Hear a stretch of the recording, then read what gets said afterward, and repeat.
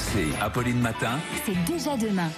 6h54 sur RMC et RMC Découverte. Anthony, c'est déjà demain avec vous, déconfinement ou pas, il va falloir s'y faire. On va devoir continuer à porter le masque, c'est très clair, et pendant un bon petit bout de temps. En la matière, on n'arrête pas l'innovation, par exemple, pour lutter contre la buée, le cauchemar des porteurs de lunettes. Je suis bien placé pour le savoir, mais là ça va, franchement, niveau buée. Alors, il y a plusieurs solutions qui sont en train d'arriver, des solutions high-tech et des solutions low-tech, basse technologie. Il n'y a pas forcément besoin d'avoir des produits ultra connectés tout le temps. Là, ce que je vous ai apporté, regardez, hop, je vais l'enlever, ça se passe sous le masque. C'est un aérateur, c'est un petit morceau de plastique. Alors c'est plus que ça, en fait, ça a été conçu par 2 ingénieurs français. Ça se place sous le masque, ça se cale au niveau du menton et du nez. Et en fait, ça va optimiser la circulation de l'air sous le masque. Ça crée en fait une espèce de petite poche d'air devant la bouche. Alors évidemment, ça reste collé au visage, sinon le masque perd son étanchéité et c'est pas bon du tout.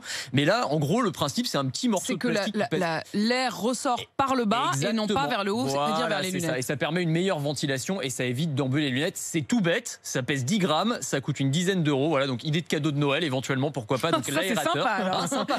Il va y avoir les cadeaux. Les cadeaux Covid. Non mais c'est sûr, ça va faire un carton à Noël, c'est évident. Donc ça s'appelle l'Air++. Et alors après, dans les solutions high-tech, vous allez avoir des masques qui vont arriver là dans les semaines et les mois qui viennent, ultra futuristes, avec des systèmes de ventilation intégrés. Vous avez quasiment la clim à l'intérieur du masque, des doubles systèmes de filtration de l'air. Ça va arriver. Ça coûtera probablement beaucoup plus cher, mais ce sont aussi des choses qu'on va voir arriver sur le marché. Vous nous ferez une petite chronique spéciale cadeau Covid. Autre innovation, des masques tueurs de virus. Oui, alors ça, j'ai déjà eu l'occasion de vous en présenter, mais il y en a plein qui sont en train d'arriver. Celui que je vous ai apporté là, par exemple, qui a été conçu par des Suisses, il s'appelle Living Guard, et le principe à chaque fois, alors ce sont des masques textiles pour le coup, alors j'ai enlevé l'aérateur, donc du coup je vais avoir de la buée sur les lunettes évidemment, mais en gros le principe c'est que sur le textile, vous avez un revêtement spécial avec une couche, alors ça peut être une solution à base de zinc, de cuivre, ce sont des matériaux qui sont virucides, bactéricides, et donc qui vont détruire le virus qui se dépose à la surface du textile. Et donc ça permet, un masque comme celui-ci par exemple, vous allez pouvoir le porter pendant une semaine sans avoir besoin de le laver. Donc il n'y a pas besoin de le laver tous les jours. Alors ils sont un petit peu plus chers que les masques traditionnels évidemment. Celui-ci coûte une trentaine d'euros. Mais bon, vous pouvez l'utiliser pendant 6 mois sans aucun problème avant de le changer. Donc le rapport qualité-prix n'est pas si mauvais que ça. Et puis pour ceux qui sont vraiment parano, on pourra bientôt acheter des masques scaphandres. Oui, drôle de société dans laquelle on va se balader avec un masque qui ressemble plus à, on va dire, un masque, un casque de cosmonaute qu'à un masque chirurgical classique. Alors c'est un vrai projet, ça s'appelle le BioVisor, c'est une start-up canadienne qui a mis ça au point.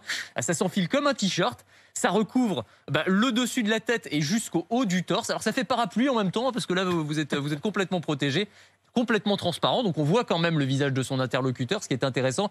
Mais pour le coup, en matière de convivialité, on va dire, et de vie sociale. Ça tue le virus et ça tue la vie sociale au passage. Exactement, c'est pas mal. C'est ça.